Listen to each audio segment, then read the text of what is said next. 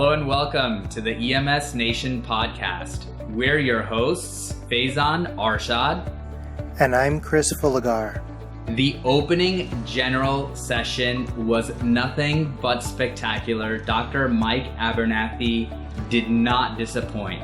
Chris, this was an epic rant, and it was very well received and definitely needed. Yes, Dr. Abernathy is extremely passionate in regard to his feelings about critical care transport medicine. I find that he exudes his passion through this particular talk, and it was something that was certainly not for the faint of heart.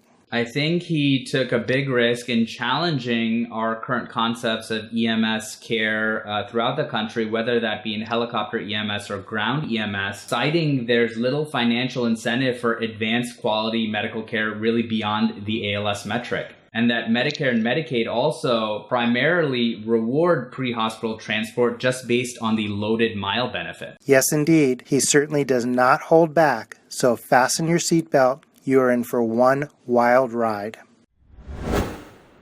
If I ran the zoo, not quite the world, but if I ran a zoo. Now, if you're familiar with this, it's a great book by Dr. Seuss, wrote it in the 1950s. It's about a little boy who becomes very disillusioned with their city zoo. They have some tired lions and old giraffes, and he said, man, if I could do better, I can make it better.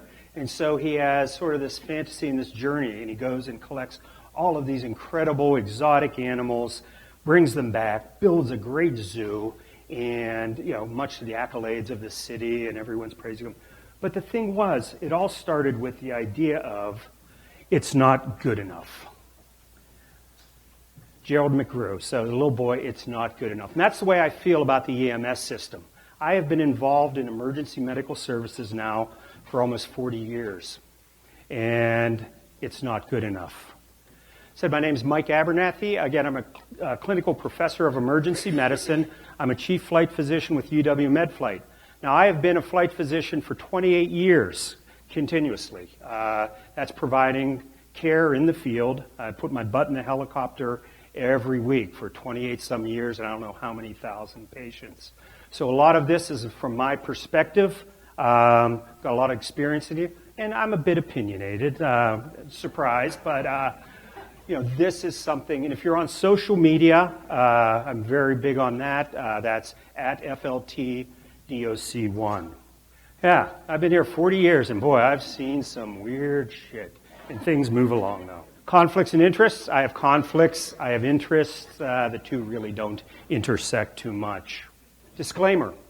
Now, I'm going to say things that are probably going to, ruffle some feathers, but the main message is, for you people who are out there providing care in the field, paramedics, nurses, physicians who are out there, you're doing it most likely for the right reasons, because you want to, and plus you have the God-given ability to do so. It's something in your DNA.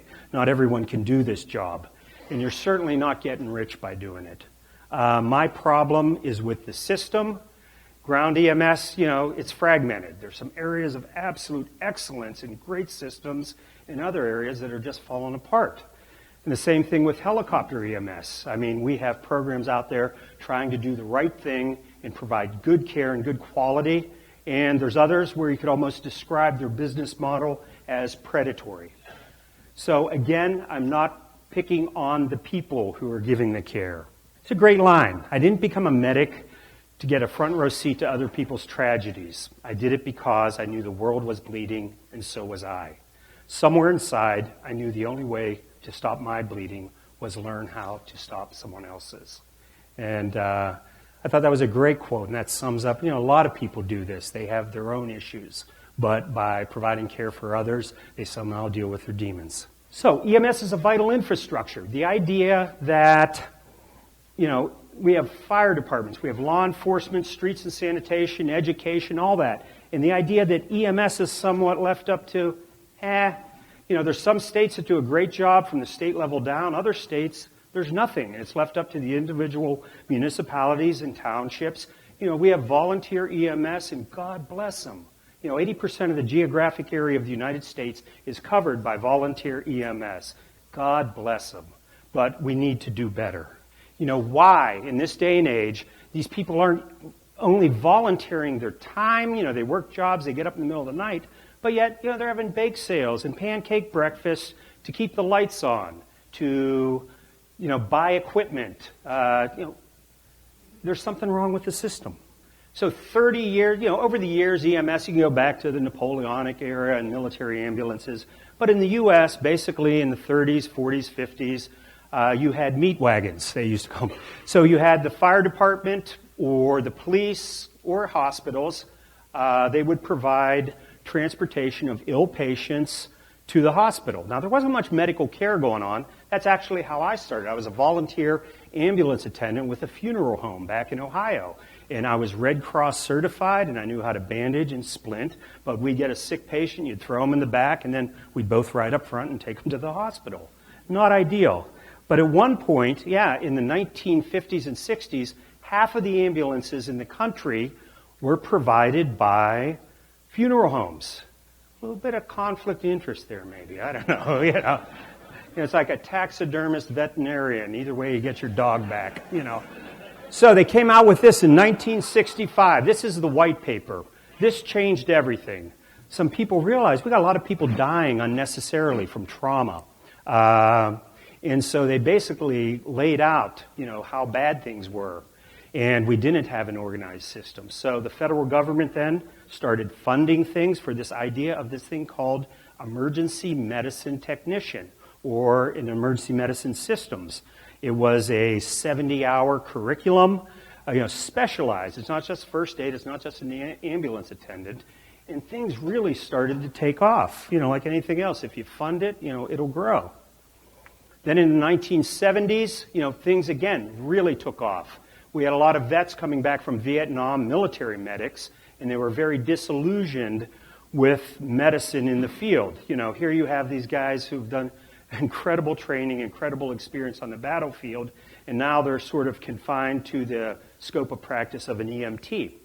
So what they did then, they started to think out of the box. This idea of this elevated or this advanced EMT called a paramedic, and the idea of paramedicine came along. And so, a long time ago in a fire station far away, Squad 51. But, there were centers then that built on this. We had Los Angeles, we had Seattle, Pittsburgh, Denver, Columbus, Ohio, and they really took off. But the problem was, like the government, they threw a lot of money at stuff, but they did not really organize things all that well. And then we hit 1980 or so, and there was the budget, the whole economy was tanking at the time. The government decided, we don't want to do this EMS thing anymore. Okay, so the DOT, the Department of Transportation, and all that, we'll handle the curriculum and some of that, but as far as funding it, we're going to give it to the states. And we're not going to give it directly, we're going to give block grants, and each state can do what they want with it. If you want to do community health, you want to do EMS and all that. So as you can imagine, that created a little bit of a mess. So we got 50 different states, and everyone's different, what they did and how they used that money. There's places like Maryland, which again, they're the golden children of EMS systems. They really designed it nice from the top down. Trauma systems, helicopters, EMS education, very nicely laid out across the state. And then you have other states where they had 3 or 4 people in the state office for licensure, and you just figure it out then. And so they just kicked it down the line. And so we've got 50 states, but we've got 3,142 counties. And again, EMS trickles down to the county level, can vary greatly from county to county. And it's not in a county. In one county, you can have 7 different EMS systems. You all know, and they can differ wildly in their capabilities, in their training. It all depends on the medical director and funding and all that. So the system is fragmented. And again, there are centers of excellence, and I know I'm sort of speaking, preaching to the choir here. You people who come to these conferences, you sort of represent typically the programs that, want to do the best. Yeah, there were 30 states surveyed. They had 44 different levels of EMS personnel, 39 different licensure levels between EMT and paramedic. And this just provides for a mess. Unlike, if you're any other allied health care, like a respiratory therapist or a nurse, something like that, from state to state, your practice doesn't vary that much. I mean, you're going to have some variance, licensure and politics, but the program you went to and was nationally accredited, and you can go work in another state without much difficulty. EMS, it's rough. I mean, they're working on it with the national registry and all that, but the training between states and even between counties can vary so much. So in 1996, some really smart people got together. The DOT funded a study. This was done by the National EMS Physicians and also the, the National Organization of State EMS Officials. Anyway, they put together this really well-done document. These people had been in the system, and they realized what was wrong with it. And so they basically set this plan. This is what's wrong. This is how we need to fix it. And, it's a really good document if you have a chance, and it rings true today. We're 20 years out. The bad thing is they were given no teeth. They can't enforce any of the ideas. Now, people have, over the years, carried on some of the concepts, and they're working on it piecemeal. But as far as sort of this national scope and everything, here we are 20 years later, and we've moved down a little bit, but not nearly as much as they want. Since 2000, we had, the 9/11 in New York. As a result of that, the Department of Homeland Security, did you know that in 15 years, from 2001 to 2016, $785 billion spent? Some of it for very legit Homeland Security, port security, airlines, law enforcement, cybersecurity. But there was a lot of money out there was just, here, let's do Homeland Security, take it. And if you could write grants, you could get some pretty cool stuff. So everyone remembers after every hospital had the decontamination centers. Do you have the portable decontamination units? Who has one of those or had one of those? Anyone? There were a lot of them out there. They put money, tens of thousands of dollars each, into the training of those, and every year people would use them. But after 2 or 3 years, they're sitting in a shed somewhere. The auto-injectors, because of the nerve gas and the weapons of mass destruction, millions and millions of dollars spent on these auto-injectors, and we even had them on the helicopters and the ambulance, and they were stockpiled. I'll guarantee you, they've all expired. And have they been replaced? Not a lot of them. Did they save any lives? Probably not. And then there was weird crap, like there was one EMS service I know, they had a guy wrote a grant, they got 7 or 8 pairs of night vision goggles. And at the time these were $10,000, $15,000 a pop. What's a basic level EMS unit going to do with $150,000 of night vision goggles? One rural county got a Bearcat vehicle. Not sure what they're going to do with that. There's been several documented cases of states spending millions of dollars on radio systems that no one knows how to operate. What I'm getting at here is we spent some of that money very legitimately, and we're safer for it, and it protected us. But there were billions of dollars spent on total crap. And the fact is, if that money could have been put into an emergency medical system structure, rural EMS, buying them equipment, educating them, maybe paying them for their jobs, better coverage, we would have saved hundreds, if not thousands, of lives by now. The scope of practice in paramedics varies tremendously from state to state. There's some states that allow paramedics to do all sorts of cool stuff. Basically, it's up to your medical director. And if you got an inspired, active medical director and you have a good system, the sky's the limit. I mean, we have paramedics doing ECMO, paramedics doing ultrasound. Shout out to the Wolf Pack or anything here? Okay, good. I mean, advanced airway stuff, so it's really incredible. We have these centers of excellence. But then, as you all know, you cross a township border and you can step back in EMS over 40 years. And I have been utterly amazed at the difference. You may have a very well-trained paramedic service in a city. Once you get outside those city limits, into a rural area or even a different township that just doesn't have an EMS mentality, boom, there are people out there still using combi tubes with basic EMS. There's people using LifePak 5 monitors. I'm amazed at some of the equipment I come across. Even had one service in Kansas that had esophageal obturator airways on the BLS. Those things went away in 1985 because they were dangerous. So the system's all over the place. It's not financially structured as a healthcare entity.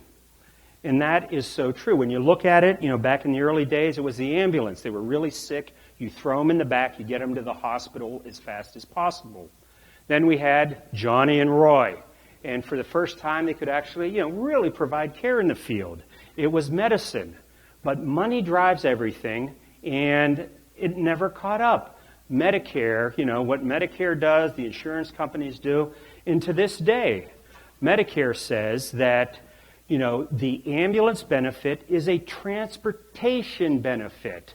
And no transport, no money.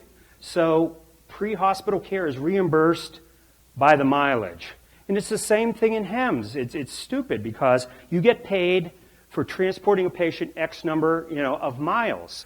And it doesn't matter if you do it in a 30-year-old Bell 206. It doesn't matter if you do it in a brand new 145. It doesn't matter what the level of trainings of the crew are. It just matters the miles. And there's something very wrong with that. There is no financial incentive for medical excellence. All of these guys doing this stuff with advanced airway and ultrasound and ECMO and all that, you don't get paid much more than just a regular transport. Yes, there's an ALS 1 level, an ALS 2 level, and those type things, but beyond that, the bulk of the money it's all about the miles. And if you don't transport, regardless of the care you render in the field, so it's an incentive to do the wrong thing as far as EMS, signing someone off or, taking care of them. You don't really have to bring them to the hospital, but, the system. So we need to change the mindset. Pre-hospital care should always be health care first. Health care first, medicine second. Rural EMS, God bless them. This is a great picture. I always like to watch the programs like Chicago Fire and all that. You have all these buff, good-looking medics, gorgeous women and all this. This is the face of rural EMS, and God bless them. In the middle of the night, they're getting up. They have to milk the cows in the morning. They're out there taking care of their neighbors, and they're not getting paid for it.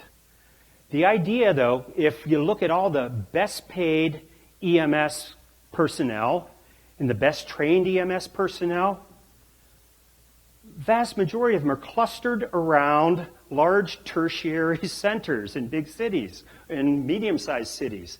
The idea of 5-10 mile transports. So we have the best trained people doing the shortest transport. And then we have the least trained people, and some of these people, in rural Wisconsin or rural Montana, they have hour transports, hour-and-a-half transports, and they are very limited in their skills. And God bless them again, they're volunteers. Isn't that ass backwards? I mean, think about it. In the cities, they've already proven certain entities like gunshot wounds and stabbings, if, they come to the hospital via the homeboy network or mom's car or something, they actually do better than the patients that come by ambulance. So wouldn't it make more sense to have at least more highly trained people out in the boonies? And helicopters aren't the answer. They're an adjunct, but too many states use helicopters for a broken EMS system. And that's like saying, we can't afford to run our bus service to the south side of Chicago, so guess what? We'll just call everyone limos. Doesn't make any damn sense. So, rural EMS. Multiple programs to incentivize health care. Critical access hospital. As a physician, as a nurse, as a lab tech, you go to work at some of these hospitals and they'll pay off student loans. They'll give you financial bonuses and all that to attract people to rural areas. They're not doing crap for rural EMS. Nothing like this exists. And the idea that rural EMS has huge problems with retention, with recruitment. It's hard to convince people. I don't know whether the mindset's changed over the last 50 years, but this idea of volunteerism. And then the idea, too, no one works in the community. Before it used to be the idea that the butcher, the banker, when the siren would go off, they'd grab their stuff and go. But people work 20, 30 miles from the community, so who's covering the calls? It's a mess. Then we have EMS education. You think the system's fragmented. So there's all types of ways to become a paramedic in one given state. You get a 4-year degree, you get a 2-year degree, you can get a 2-year certificate. There's programs sponsored by hospitals and healthcare entities. There's online programs. There are programs that are sort of freestanding. And all they need really is the blessing from the state EMS office. There's no national overview, much like, I can't start a medical school or a nursing school without, again, being accredited on a national basis. So the curriculum for EMS is still through the Department of Transportation, the National Highway and Traffic Safety Administration. It's sort of strange because this all started out associated with motor vehicle trauma, but now we do a lot more. Motor vehicle trauma is a small percentage. It's actually sort of the easier work we do. Complicated sepsis, pediatrics, OB, pulmonary, all that. I don't know if I want the DOT sort of in charge of that stuff. Shouldn't it be under some sort of healthcare entity? And it's upgraded every 7 years or so, and a lot changes. So we need to change the curriculum. This is it. Medical education for EMS varies widely across the country and is frequently inadequate. Adherence to the curriculum doesn't ensure quality, and considerable state-level variation continues to exist. So you're all using the same curriculum, but the quantity and quality of education that a graduate paramedic receives, or EMS, it's all over the place. So pre-hospital care in other countries. Well, first of all, you got to recognize that most other countries have socialized medicine. And the majority of those, you have a national health service, and most of those, the paramedics and everyone are under that, just as the hospitals and the nurses. It makes life a little bit easier. And I think, like in the UK, for example, they have, in the next 2 to 3 years, it'll be required to be a paramedic. It's going to have to be a 3-year university degree. Same way in Ireland, I think in Australia. So this idea of nursing and paramedics, they're equal in a lot of ways in the type of education they receive, in the amount of education, and all that. Only one is sort of focused on the pre-hospital and inter-hospital. One is focused on in-hospital. The idea of using helicopter EMS in the city of London, they sort of have a novel thing. You got 12 million people, densely populated. They use a helicopter program, the London Air Ambulance, primarily as critical care insertion. They don't transport 40% of their patients by air. They transport them by ground. So they get a call that there's bad accidents, stabbing, someone's hit by a train, something like that. They can launch and be anywhere within London in 12 minutes or so. And they provide the care. They have a critical care paramedic, which is very different than what we consider a critical care paramedic in the U.S., and a pre-hospital doctor. And that's the other thing. In a lot of other countries like the UK, Australia, the idea of pre-hospital physicians. There are physicians who are specially trained in the pre-hospital environment. Now, we do it sort of in emergency medicine, and we have fellowships in EMS, but those are geared mainly towards administrative and medical director type. They don't expect these people to go on and provide care in the field as their main job. So it's a different focus. And as I said, the idea of it being a bachelor's, a university degree, rather than this mishmash of certificates and everything we have in the United States. Then we have the idea of pre-hospital critical care. What is it? It's basically anything you want to call it. I'm just utterly amazed at what I see. When I think of critical care and intensive care, I think of a tertiary care intensive care unit, physician-led care by really smart guys who do residencies and then they do fellowships just in intensive care. These nurses are badass. They're usually very experienced, very good at what they do. This is not an entry-level position. You can't walk into this and say, hey. So that's what I think of when I see intensive care. Again, in the state of Illinois, I believe every paramedic ambulance is a mobile intensive care unit. That's a little bit deceptive. I mean, these guys probably can provide good care and ALS care, but it's not an intensive care unit. And then another thing makes me bleed out my goddamn ears. A flying emergency room, flying ICUs. Again, I've spent my life in emergency rooms. I am a well-trained physician in emergency medicine. I fly my helicopter with a very well-trained nurse. We got nice equipment. It ain't an emergency room. We can't provide that level of service. And the same thing with an ICU. So if you're cruising around in an A-Star with a nurse and medic, it ain't a flying ICU. So stop calling it that. It's deceptive. It's marketing ploy. It's a nice soundbite. So, critical care paramedics. I mean, it's a good thing in other countries, but very few states have actually defined what it is. I think there's 4 or 5 states that actually offer a critical care paramedic endorsement. And it's good. I mean, we need to advance the care. Some require board certification, which involves taking a test, and others require completion of a critical care course. In other states, you really don't have to do anything. Now, as far as board certification in critical care, again, these guys put together, it's a national organization. They have like flight paramedic, flight nurse, critical care, and it's a difficult test. You have to know your shit to pass this test. When you pass it, you are board certified. But all you've done is pass the test. You have demonstrated a fund of knowledge.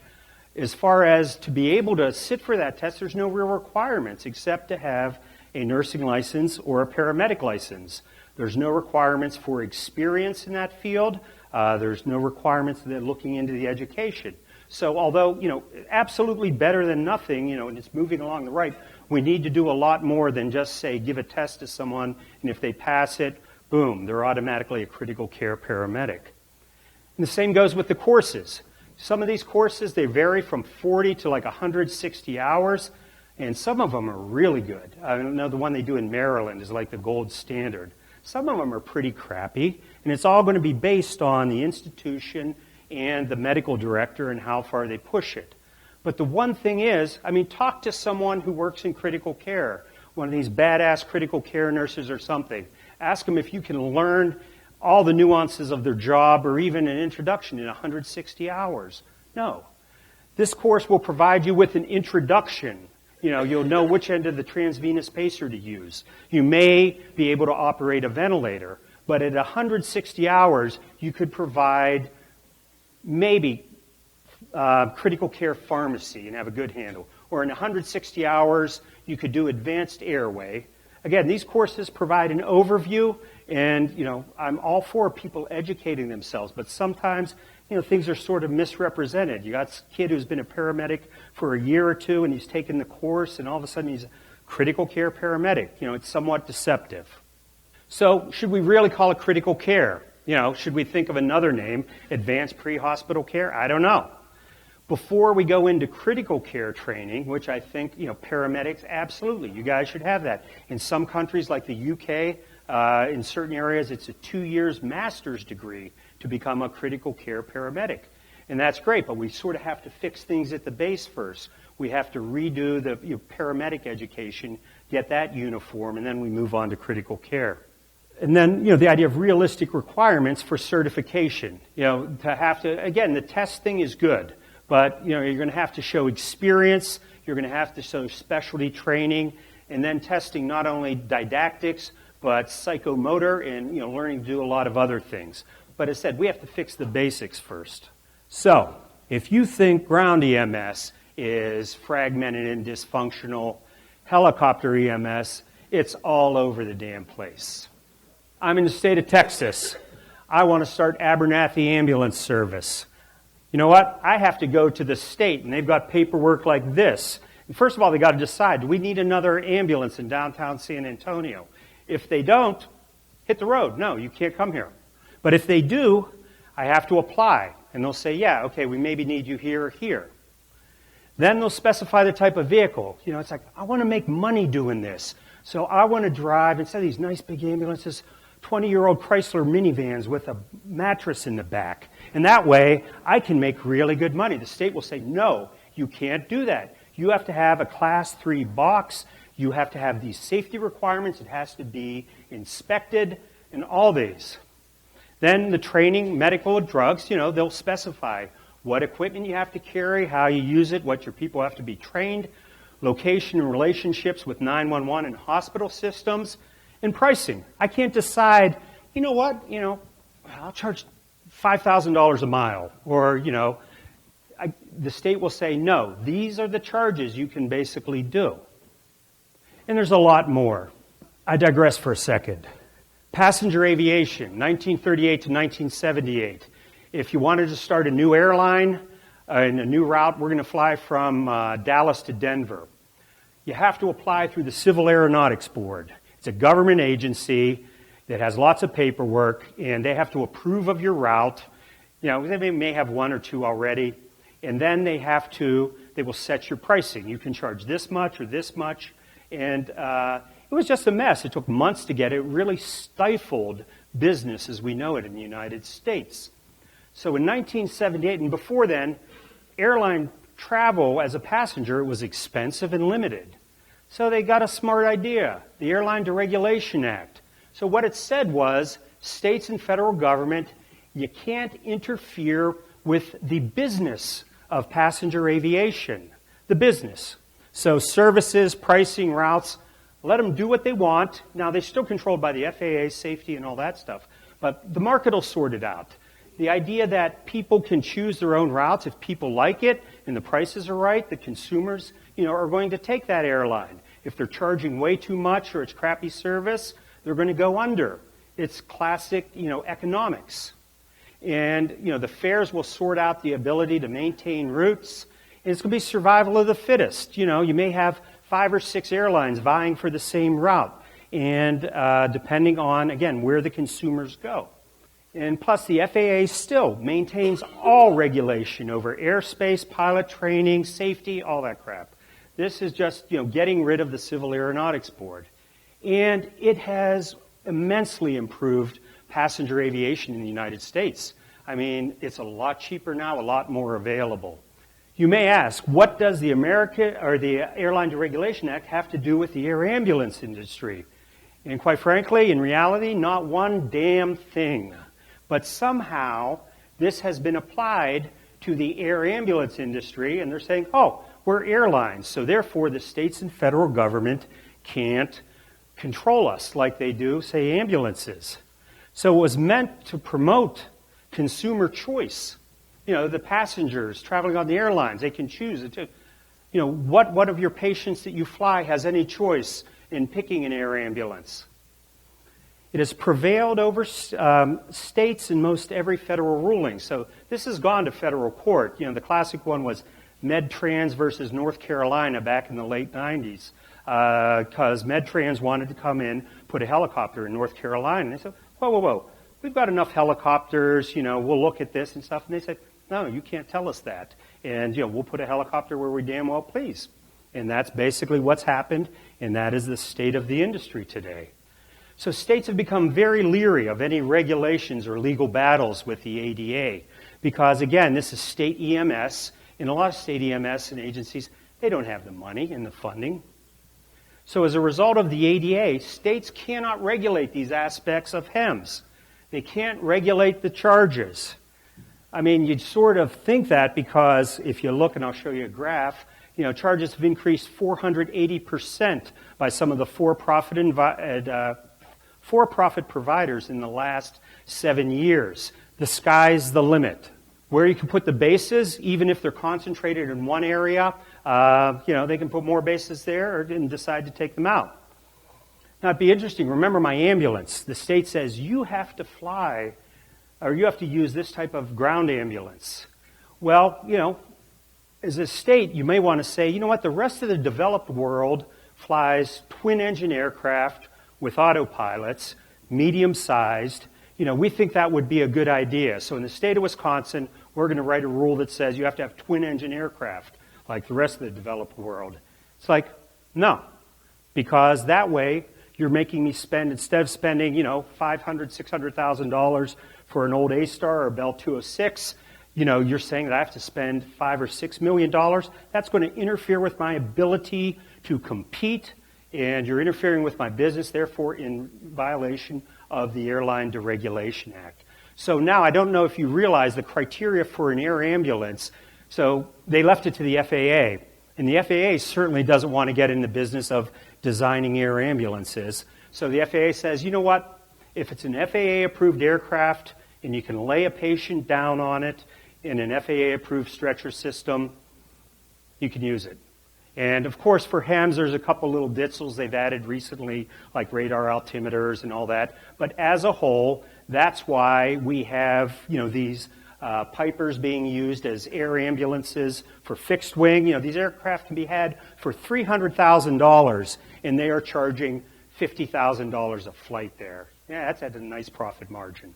And then the relationships with EMS and trauma systems. But the states can regulate medical equipment and medical crew issues. But again, even this gets a bit fuzzy because, again, as a EMS board, I may decide in Wisconsin, we want to make sure our crews are trained very well because, this pre-hospital helicopter stuff is serious stuff. So the nursing, we just don't want any RN. We want a mastered, prepared nurse practitioner. And for the paramedics, we're going to require at least a minimum of 5 years plus advanced airway training and all that. That's purely medical. But it's going to cost money to do that. And they come back, no, you can't do that because we're going to have to spend money and it's going to interfere with our ability to do business. So therefore, no, you can't do that. So if you look, this is how things have grown. In about the year 1997, there was no money to be made in the air ambulance business and pretty bad in EMS. So Congress mandated that CMS, federal agencies, that they developed a fee schedule for and set rates for air and ground ambulances. So this is money being paid. They have determined these are air and ground ambulances. They ain't airliners. But what's happened was the money got better, and all of a sudden you realize, hey, we can make a profit. And so we've had a huge growth in the industry. It's almost doubled in size since 2002. The vast majority of that growth has been in the for-profit sector, and it has been largely single-engine helicopters. Again, unseen anywhere else in the world. And here's the HEMS charges. This is for one for-profit provider over a 7-year period, 380% increase. People are getting tired of it. People are getting hit with bills, and then there's the concept of balanced billing. It's one thing to say you're going to bill someone, and okay, this flight is $40,000. The insurance certainly knows that that flight is not worth $40,000. It cost you $5,000 or $6,000. They may say, we'll give you $15,000 for it. The insurance company says, okay, we're going to bill the patient for the balance of it. So you can have the best insurance in the world and still get hit with a $20,000 or $30,000 bill, depending on the program you're being flown by. There's a lot of programs that absolutely do not balance bill. And so what they get from insurance, if that's it, then so be it. There may be a small copay or something, but none of these $40,000 and $50,000 bills. And so if you look at the industry, this is 2002. We had 400-something helicopters clustered in certain areas, other wide open areas. And it has expanded. It has doubled in size. And again, some of these programs preach, we serve the rural and underserved areas that no one else goes to. It's then, why are all the helicopters still clustered in areas and all these new programs are 30 and 40 miles from an existing helicopter? The idea that the number of helicopters has doubled, they've clustered in areas where reimbursement is favorable, and this doesn't have shit to do with clinical need. How do we fix pre-hospital care in the U.S.? Well, if we sat around and didn't change anything, wait for something magical to happen, that's not going to go. So for ground EMS and EMS education, this EMS for the agenda, it's a great plan, but it needs back. Yep. So, the idea of changing the current structure, you incentivize medical quality and incentivize physicians in medical direction and triage and care in the field. The funding, the idea again that it is provided, we need to have it provided like fire and police, not billed per incident. And in a way that would be socialized medicine, but everyone would get better care. Now, I was just looking at prices in the UK. Gas hasn't been under $8 a gallon there for 5 or 10 years. We have cheap gas. So the idea of a 1 penny surcharge on a gallon of gas would provide about $1.8 billion a year. 5 cents, almost $10 billion. You could do an awful lot with that. But the big thing, it has to be standardized, accredited, and certified. And they had a nice outline here. So you take it away from the states as far as scope of practice, the idea of education standards, certification, education, accreditation, all that is taken to another level. It's the state level, and the states maybe just do licensure. And that way, things won't vary from state to state, just like it does, again, in nursing, respiratory therapy, or medicine. How do you fix the air ambulance industry? That's pretty easy. All you got to do is peel it away from the Airline Deregulation Act. It never belonged there in the first place. Remember that in '97, when they set the fee schedules, the federal government was calling them air ambulances, not airlines, and they accepted payment as air ambulances. So, again, I don't understand. But physician medical directors, are you volunteer? Are you paid? It's one thing if you're a volunteer and trying to help out your local EMS and you do as much as you can and, thank you. But if you're paid as a medical director for an EMS agency or for a helicopter agency, a little bit different. In those situations, you're being paid, especially in cases of for-profit ground ambulance and air ambulance, they are making profit for their investors by the grace of your medical license. So you better have some say in things. If you are given the responsibility of providing this medical care, you should be given the authority to make sure your crews are trained properly and that they're safe, that they have adequate airway training. This crap of 5 intubations and intubate the mannequin head once, that's not adequate. They get into some really bad situations in the field, and you need a higher level of training. And many an EMS career has been wrecked by bad outcomes because they were put in situations they didn't belong. And you have a responsibility to your patients, to the care rendered to your patients, to the safety of transport.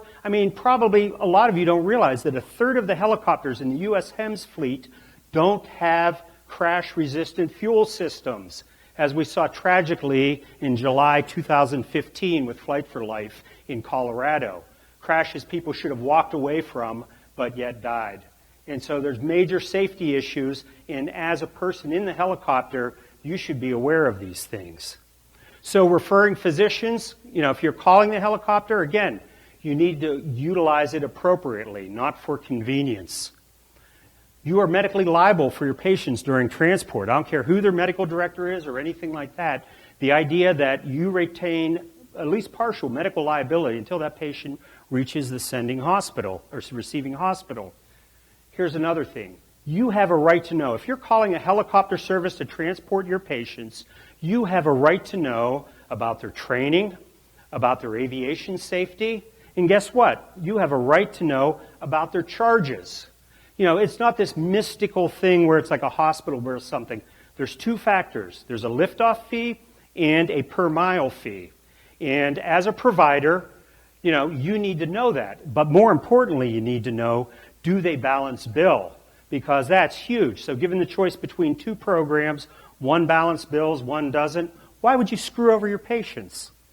We were talking about how that pre-hospital care should be medicine first.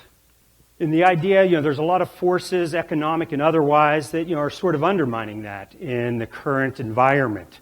But as physicians, again, when I'm talking to the physicians out there, we hold the reins to this. As medical directors for helicopter programs and EMS, you have the right to say, no, this is wrong, you can't do it. Some people are bought off, they just look the other way.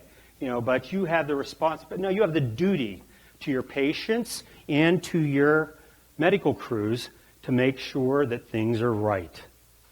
As I said, there was a smart guy, General David Morrison. The standard that you choose to walk past is the standard that you choose to accept.